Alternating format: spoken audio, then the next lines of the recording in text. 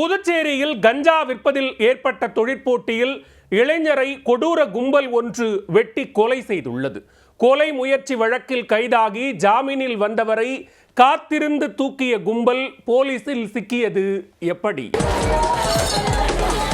கஞ்சா விற்பதில் ஏற்பட்ட தகராறில் இளைஞர் வெட்டி கொலை செய்யப்பட்டுள்ளார். பட்ட பகலில் அரங்கேறிய சம்பவத்தின் அதிர்ச்சி பின்னணி என்ன?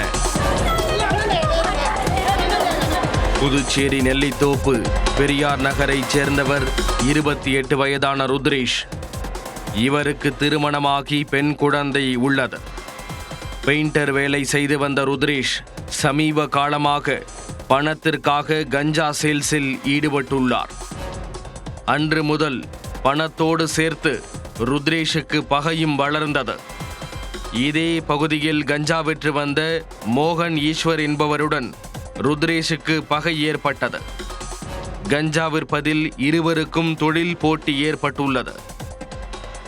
ஏரியா பிரித்து கஞ்சா சப்ளை செய்தவர்களுக்குள் கடந்த மாதம் ஏற்பட்ட மோதலில் ஈஸ்வரை கத்தியால் ருத்ரேஷ் வெட்டியுள்ளார்.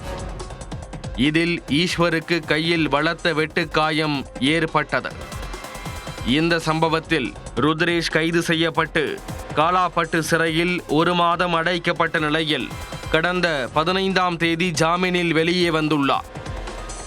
இந்த நிலையில்தான் நெல்லித்தோப்பு பகுதியில் உள்ள கங்கை முத்துமாரியம்மன் கோவிலில் சித்ரா பௌர்ணமியை ஒட்டி பால்குட ஊர்வலம் நடைபெற்றுள்ளது. இதில் ருத்ரேஷின் தாய் மற்றும் சகோதரி பால்குடம் எடுத்ததால் அங்கு நின்றுள்ளார். அப்போது அங்கு 2 மோட்டார் சைக்கிளில் ஈஸ்வர் மற்றும் அவரது கூட்டாளிகள் 6 பேர் வந்துள்ளனர். இதனை கண்டதும் ருத்ரேஷ் அங்கிருந்து தப்ப முயன்றபோது ருத்ரேஷை அவர்கள் சுற்றி வளைத்துள்ளனர். அரிவாளால் தலையில் வெட்டியதில் ருத்ரேஷ் இரத்த வெள்ளத்தில் சம்பவ இடத்திலேயே உயிரிழந்தார்.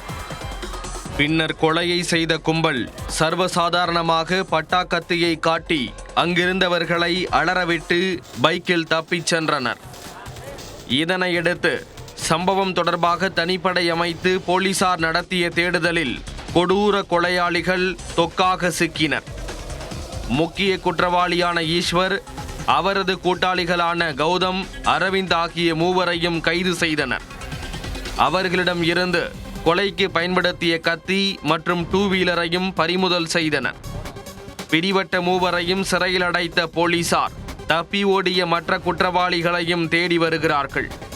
கஞ்சா விற்பதில் மோதல் ஏற்பட்டு கொலையில் முடிந்த சம்பவம் புதுச்சேரியில் பெரும் பதற்றத்தை ஏற்படுத்தியுள்ளது.